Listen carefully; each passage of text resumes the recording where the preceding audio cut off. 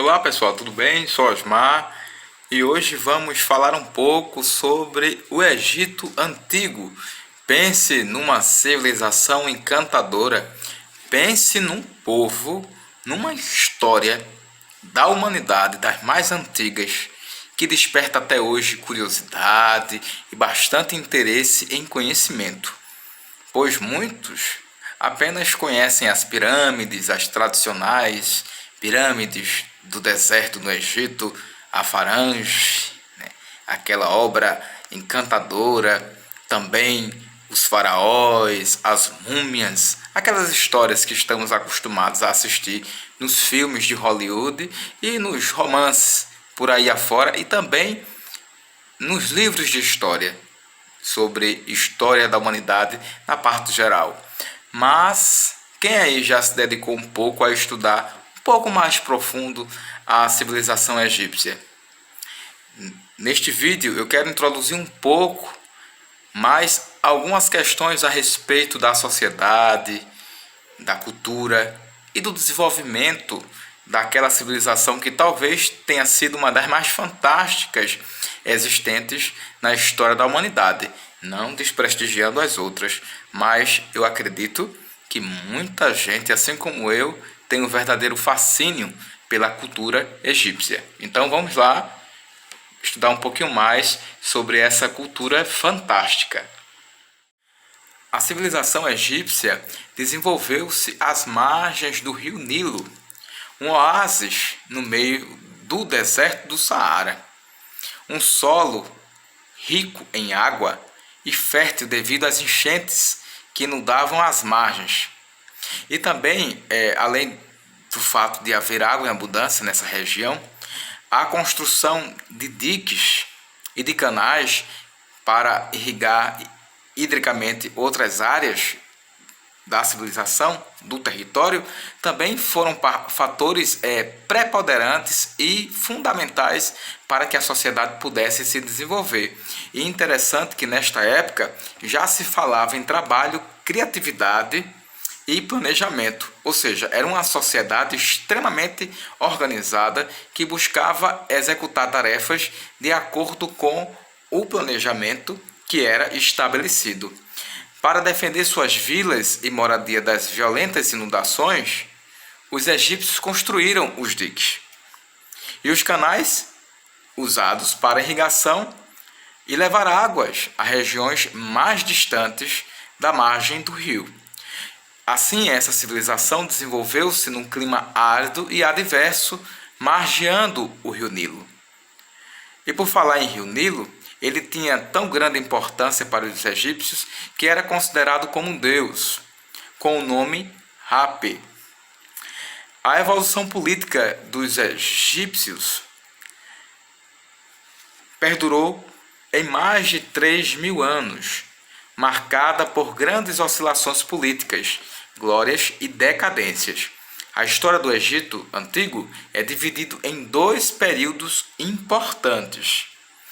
O pré-dinástico, desde a formação das primeiras comunidades até a primeira dinastia de faraós, e dinástico, com três fases principais: Antigo, Médio e Novo Império. O período conhecido como pré-dinástico, de 5.000 anos a 3.200 anos antes de Cristo, o Egito era habitado por povos que viviam em clã, os nomos.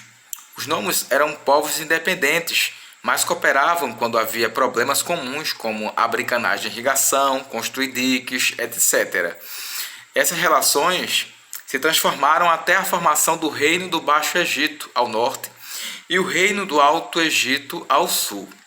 Em aproximadamente 3.200 anos antes de Cristo, esses dois reinos foram unificados sob o comando de Menes, este se tornando o faraó absoluto do Egito, considerado como um deus na terra.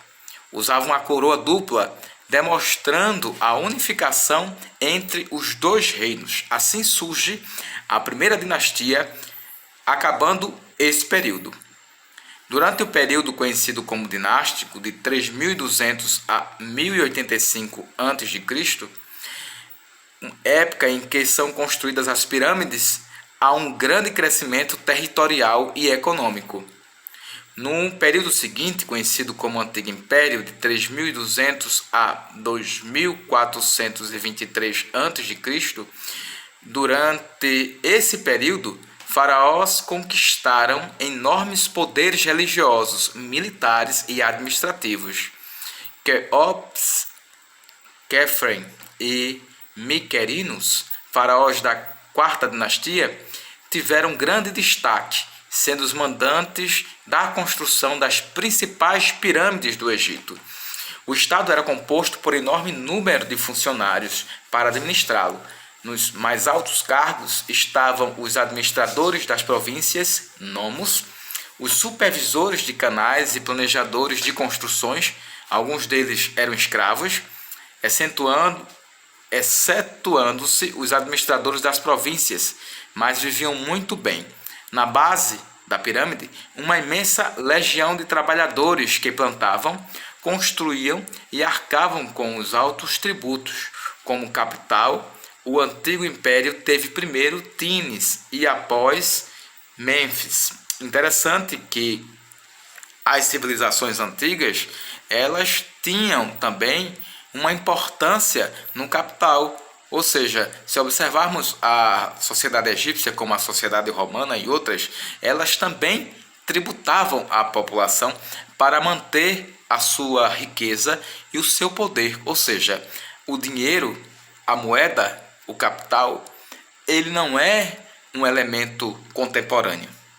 Ele é um elemento milenar, é um elemento que vem sendo passado de cultura para cultura, de tradição para tradição. É interessante que observemos esse detalhe, para que a gente possa, inclusive, entender o porquê que o capital, hoje, na nossa sociedade contemporânea, ele representa uma importância tão grande. Ou seja, esta importância ela não é nova, é uma importância muito antiga de sociedades milenares como a egípcia. Por volta de 2400 anos antes de Cristo, houve uma série de revoltas lideradas pelos administradores dos nomos, com o objetivo de enfraquecer o poder centralizador do faraó. Com isso, o Egito entrou num período de declínio e de guerra civil. Como sempre, quando o imperador centraliza o poder e oprime o povo, a base tende a se rebelar. Ou seja, mais um sinal da antiguidade de que a história ela não é linear. A história ela é evolutiva, porém os fatos eles são sempre repetidos. Às vezes de maneira mais forte, outras de maneira mais fraquinha, né? Mas sempre revoluções são mostradas, são relatadas dentro do texto histórico. Ou seja, as coisas elas tendem a se repetir, obviamente que em contextos diferentes. Bem, o Médio Império de 2160 a 1730 a.C. foi marcado por representantes dos nobres de Tebas, reunidos em forças para acabar com as revoltas. Assim, essa cidade acabou tornando-se a capital e dela surgiram os faraós dos próximos séculos. Nesse período, o Egito teve uma relativa estabilidade política, crescimento econômico e das produções artísticas. Isso impulsionou conquistas territoriais como a anexação da Núbia, região rica em ouro. Em aproximadamente 1750 a.C., o Egito foi invadido por Hicsos, povo nômade vindo da Ásia. Hicsos mostraram-se superiores militarmente, usando os cavalos desconhecidos para egípcios para puxar carros de combate e armas de bronze. Assim dominaram o norte do Egito, estabelecendo a capital em Ávares, permanecendo lá por volta de 170 anos. Durante o Novo Império de 1500 a 1085 a.C., a nobreza de Tebas novamente entra em cena para expulsar os Ixos. Inicia-se grande expansão militar. Usando técnicas militares dos Ixos, faraós organizaram exércitos permanentes. Lançando-se às conquistas, invadiram cidades de Jerusalém, Damasco, Assur e Babilônia. Povos submetidos eram obrigados a pagar tributos em ouro, escravos, etc. Entre os mais famosos faraós do período está Tutmés III, Amenófis IV e Ramsés II, o grande Ramsés II. Em aproximadamente 1167 a.C., revoltas populares agitam o Egito, com a maioria da população envolta em tributos pesados e afundando na pobreza, enquanto faraós e chefes militares exibiam luxúrias. Olha aí, mais uma vez, a parte do exagero de quem está no topo da pirâmide, a população se revolta e surge aí um novo período. E nesse caso, foi a decadência do Egito. Ou seja, após o século 12 a.C., o Egito foi invadido por vários povos. Em 670 a.C., os assírios dominaram o Egito por 8 anos. Após libertar-se dos assírios, o Egito começa a fase de recuperação econômica e cultural, conhecida como Renascença Saíta, devido ser impulsionada por soberanos da cidade de Sais. Mas isso durou pouco, pois em aproximadamente 525 a.C., persas conquistaram o Egito novamente, e quase 2 séculos após, vieram os macedônicos, comandados por Alexandre Magno, que derrotaram os persas, e em 30 a.C., os romanos dominam o Egito. A sociedade ela era marcada pelo faraó, que era considerado um deus vivo, com autoridade absoluta.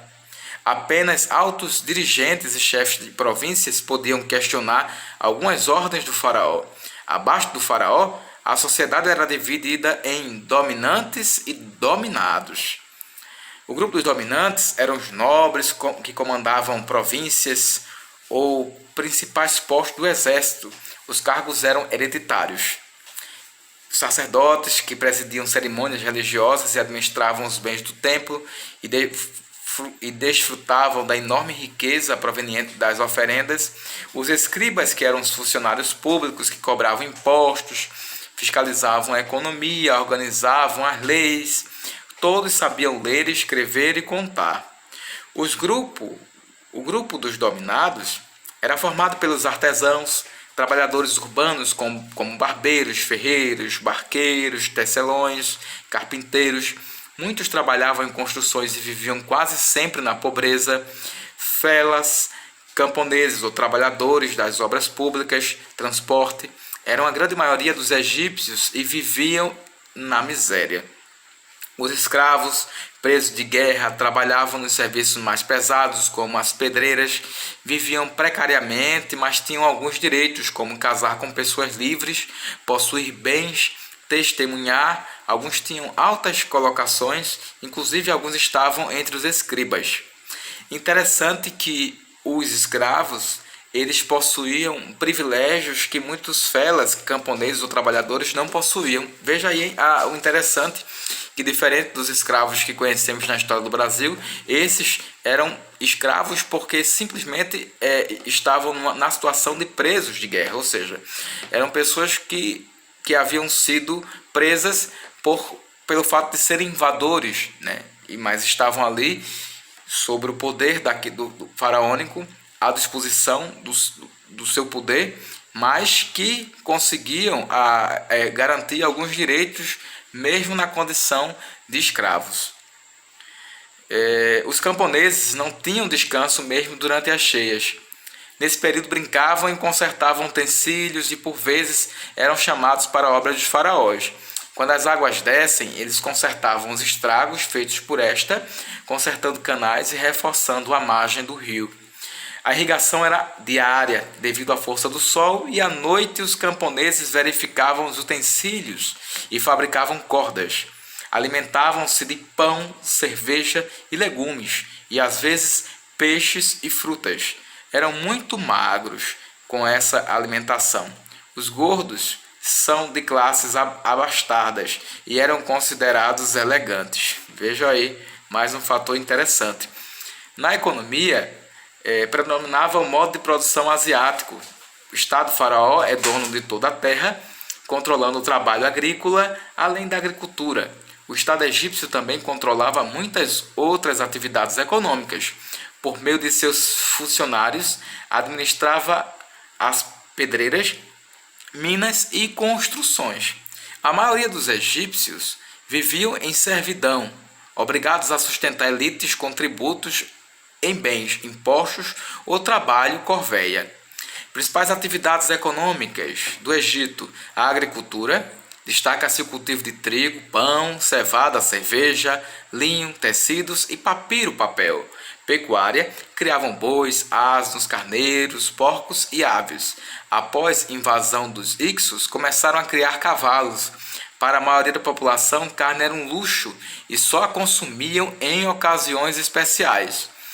O comércio exterior, através da exportação do trigo, tecidos de linho, cerâmica e importação de marfim, perfumes, peles, era de controle do Estado, que envia expedições para a Palestina, Creta e Fenícia. A cultura e a mentalidade do povo egípcio. A vida no Egito era profundamente influenciada pela região. Eles davam grande atenção aos deuses e aos mortos, construindo templos e túmulos como pirâmides.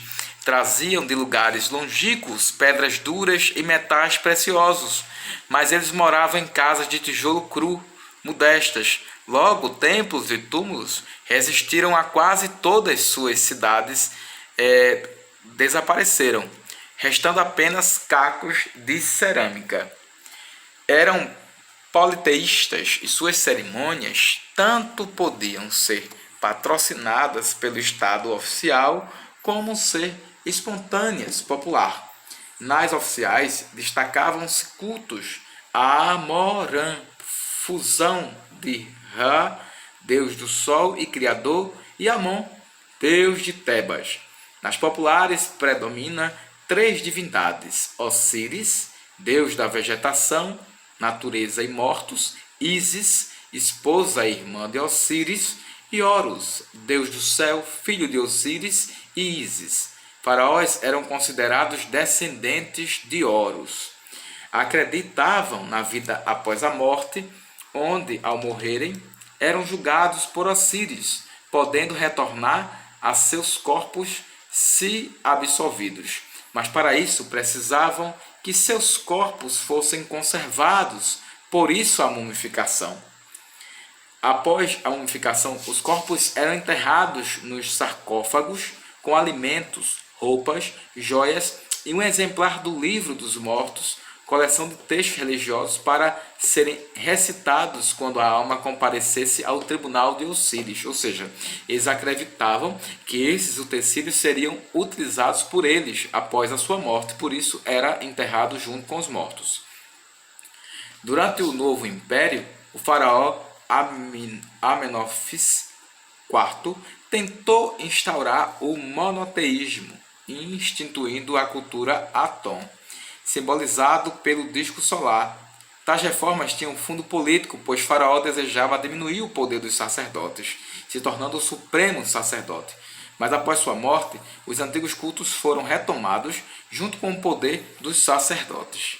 Ou seja, aí uma disputa de ego. O faraó não aceitava dividir o poder com os demais, por isso tentou trazer para si o controle da religião, da fé do povo egípcio. A escrita era marcada pelo hieróglifos e o papiro.